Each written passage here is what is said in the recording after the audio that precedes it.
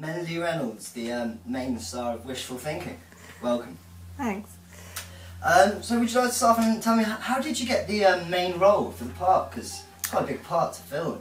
Yeah, it was great. I mean, it all happened quite quickly. I think I heard from Aurélia, I think it was literally, I think it was about 4 days before we started filming.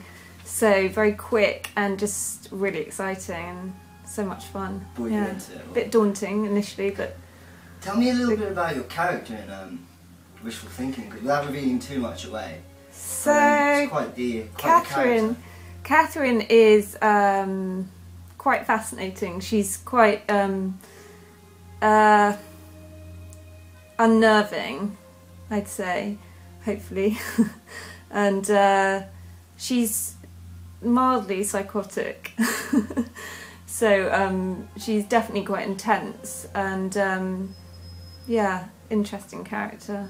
Without giving too much away about Wishful Thinking, what would you say the film is about to you, without again giving too much away, but for you personally? I think it's about need and loss and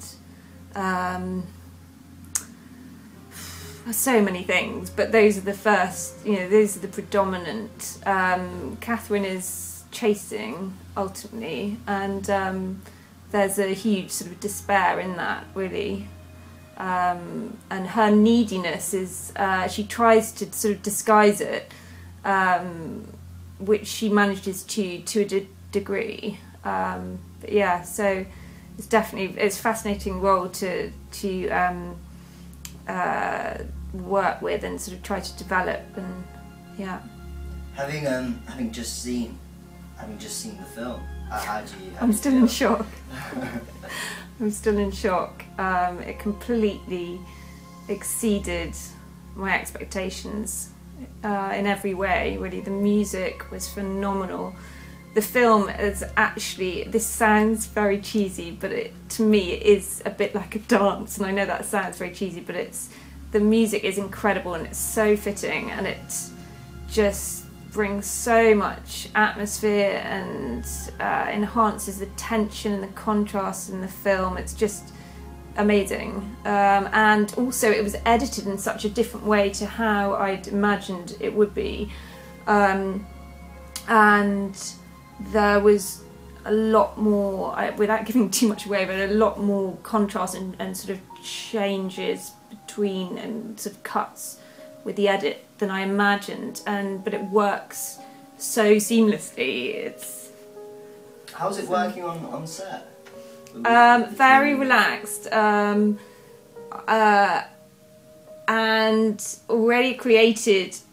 She was so flexible as a director, which is amazing. So there was so much scope really for improvisation and really sort of throwing ideas around and just really thinking around everything. And so that was just an incredibly creative and relaxed environment to be in. I think she's very patient, because I certainly got so excited about all the ideas. I was like, what about this? What about this? And just so it was really fun. I can't wait to see it on the big screen, although obviously it's slightly strange seeing yourself. But it was such a team effort. I feel like I'm saying lots of cheesy things, but it's true. I'm sorry. As an actress, you must have learned some new things about yourself and also the craft of acting. Yeah, I think, yeah, I'm learning a lot all the time. I think it's strange actually, because I don't know if I can refer to one of the scenes, but specifically, but when I walk up the steps, it's a particularly key scene, and it's funny, I just had it very clearly in my mind exactly how to do that and the discovery of that scene and what happens, and so it was very clear, but then other scenes weren't quite so clear, and so it's always interesting when you're going through that process of developing the character, really. Some things are very clear and others are in the moment and happening, yeah. So, you touched upon what's next, and the bar's been set quite high now. Yeah. I mean, what next now for you, Melody? That's the question. I don't know.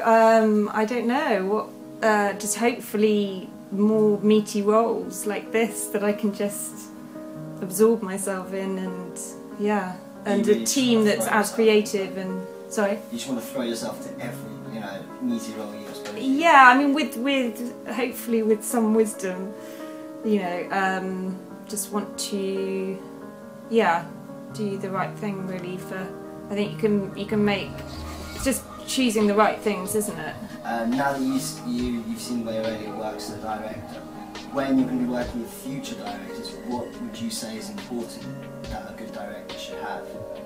Oh, well, for me personally, I prefer the flexibility, a sort of light touch, as it were, because then I feel I have the freedom to just, and the scope to really explore the role. But that's more about me, I think, than any director, because I think ideally you should be able to work with any type of director.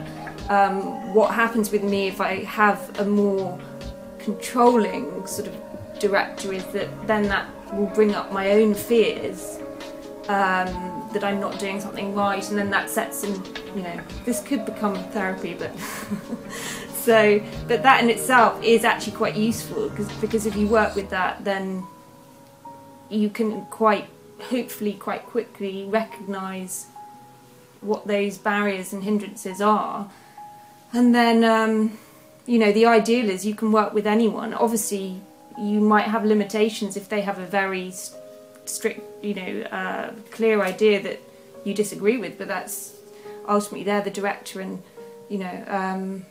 but I think normally the most exciting things happen when there's a complete team effort, and love improvisation. So I think that's, we in fact in the cafe scene we played around quite a lot before the actual filming. So you think with that's ideas quite important, and a bit of preparation? I do, yeah, personally I do. I don't, yeah, I definitely do. Okay. Well, that's it really.